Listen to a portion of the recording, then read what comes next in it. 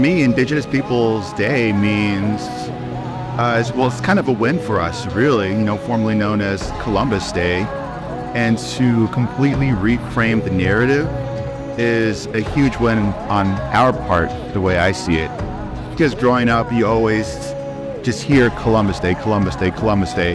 It was just something that was just always ingrained day in, day out, or every time it came around. But as my generation started growing up, we've learned more as we progressed, and we've learned the history of what that means. And to be able to take back this day, I think is a celebration. It's worth celebrating for.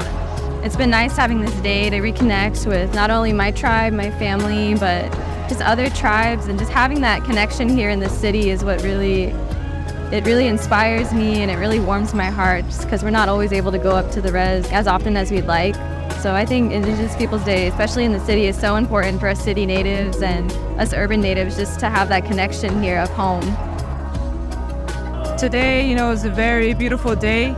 Each day is Indigenous Peoples Day, but being reunited with all these nations of beautiful people and just seeing them in the regalia and just one circle, one drum, one heartbeat, it's very powerful.